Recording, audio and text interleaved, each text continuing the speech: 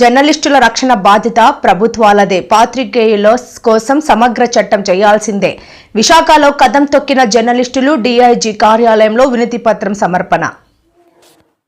దేశవ్యాప్తంగా జర్నలిస్టుల రక్షణ బాధ్యత కేంద్ర రాష్ట్ర ప్రభుత్వాలదేనని జాతీయ జర్నలిస్టుల సంఘం కార్యదర్శి ఎన్ఏజే గంట్ల శ్రీనుబాబు కోరారు. పాత్రికేయుల రక్షణ కోసం ప్రభుత్వాలు ప్రత్యేకంగా చట్టం చేయాలని 2 దశాబ్దాలుగా పాత్రికేయ సంఘాలు కోరుతున్నాయన్నారు. విజయనగరం జిల్లా మక్కువ మండలం ప్రజాశక్తి రిపోర్టర్ మల్వాడ రామారావుపై అక్కడ టీడీపీ మండల అధ్యక్షుడు వేణుగోపాల్ నాయుడు దాడి చేయడంతో పాటు రామారావును చంపుతానని బెదిరించడంతో సోమవారం ఏపీ వర్కింగ్ జర్నలిస్టుల federation, AP broadcast journalist association, AP small and media news papers అసోసియేషన్ల ఆధ్వర్యంలో రాష్ట్ర వ్యాప్తంగా డీఐజీలు, కమిషనర్లు, కలెక్టర్లకు స్థానిక నాయకత్వాలు వినతి పత్రాలు అందజేశాయి.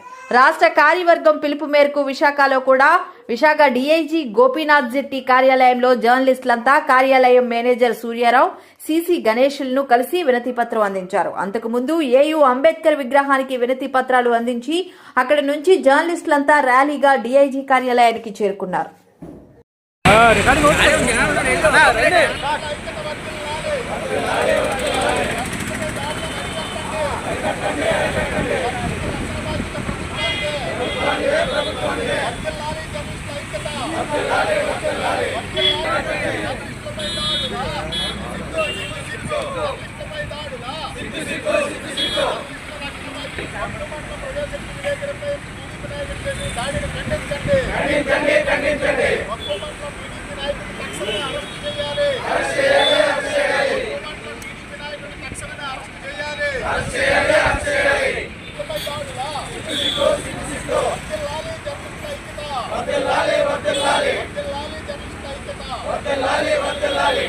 నమస్కారం.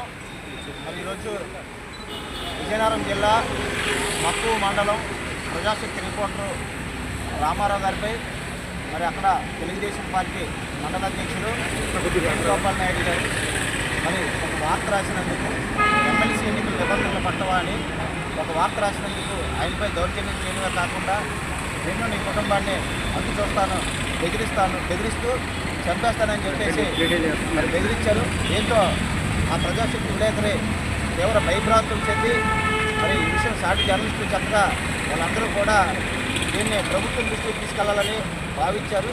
అందులో భాగంగానే ఈరోజు రాష్ట్ర వ్యాప్తంగా ఆంధ్రప్రదేశ్ వర్కింగ్ జర్నలిస్టుల ఫెడరేషన్, అలాగే బ్రాడ్కాస్ట్ జర్నలిస్ట్ అసోసియేషన్, అలాగే వివిధ యూనియన్ల సహకారంతో ఈరోజు రాష్ట్ర వ్యాప్తంగా ఉన్న అన్ని డీఐజీ కార్యాలయాలు, అలాగే జిల్లా కలెక్టర్ కార్యాలయాల్లో వినతి పత్రాలు ఇవ్వడం జరిగింది. ప్రధానంగా మరి వీళ్ళంతా కూడా జర్నలిస్టులు ఎప్పుడూ కూడా నిరంతరం సమాజాభివృద్ధి కోసం పాటుపడేవారు. మరి జర్నలిస్టులను చంపేస్తాం, నరికేస్తాం అనేది అది ఎంతవరకు ఆలోచించుకోవాలి. కాబట్టి ఈ విషయాన్ని ప్రభుత్వం కూడా సీరియస్గా తీసుకొని అక్కడ మండల టీడీపీ అధ్యక్షుడు వేణుగోపాల్ నాయుడుపై చర్యలు తీసుకోవాలని డిమాండ్ చేస్తూ ఈరోజు మేము ఇక్కడ విశాఖపట్నంలో ఉన్న జర్నలిస్టులు అందరం కూడా డీఐజీ గోపీనాథ్ జెట్టి కార్యాలయానికి వచ్చి మరి వినతి పత్రం సమర్పించడం జరిగింది. మరి ప్రజాస్వామ్యం ఇటువంటి మంచిది కాదు. ఎవరైనా జర్నలిస్టు వార్త రాస్తే దానికి వాళ్ళకి ఏదైనా అభ్యంతరాలు ఉంటే వాళ్ళు ఖండన ఇవ్వచ్చు, లేదా ప్రెస్ కౌన్సిల్కి ఫిర్యాదు చేయొచ్చు, లేదా పరువు నష్టం దావా వేయవచ్చు.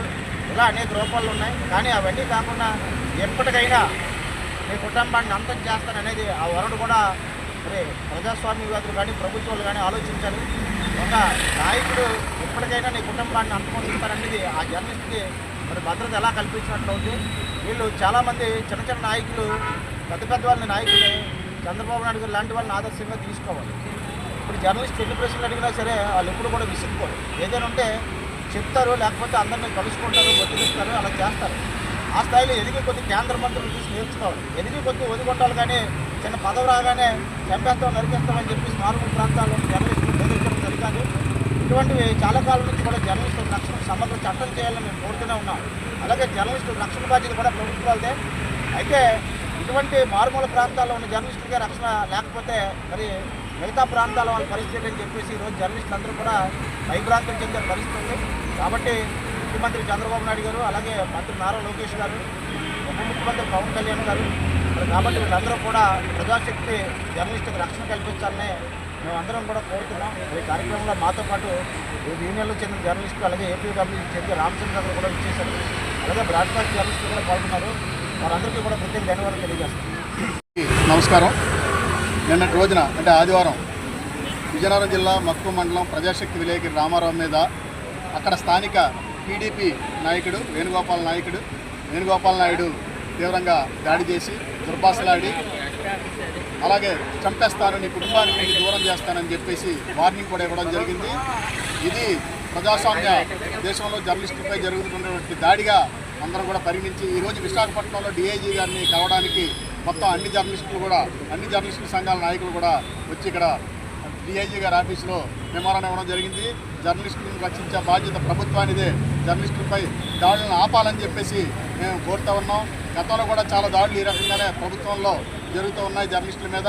నిన్న ఆ రకంగా దాడి అనేది జరిగింది. ఇంకా చంపేస్తారనేటువంటి భయాందోళనతో అక్కడ ప్రజాశక్తి విలేకరి రామారావు ఈరోజు మొత్తం అందరు జర్నలిస్టులందరినీ కూడా కోరడం జరిగింది, రక్షణ కోరడం జరిగింది.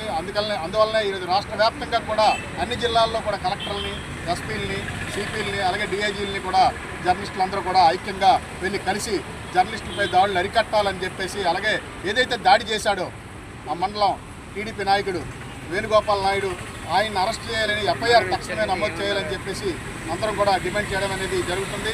ఈరోజు ఈ కార్యక్రమంలో విశాఖపట్నంలో డిఐజీ కార్యాలయం వద్ద జరిగినటువంటి ఈ ధర్నా నిరసన మెమోరాండం ఇచ్చినటువంటి కార్యక్రమంలో పాల్గొన్నటువంటి జర్నలిస్టులందరూ కూడా ప్రజాశక్తి తరఫున ఏపీడబ్ల్యూజే తరఫున ప్రత్యేకంగా ధన్యవాదాలు తెలియజేసుకుంటున్నాం.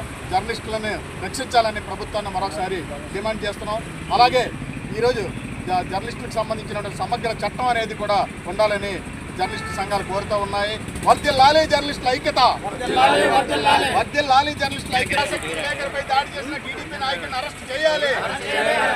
వర్ధిల్లాలి జర్నలిస్టుల ఐక్యత. జర్నలిస్టుల రక్షణ బాధ్యత ప్రభుత్వానిదే.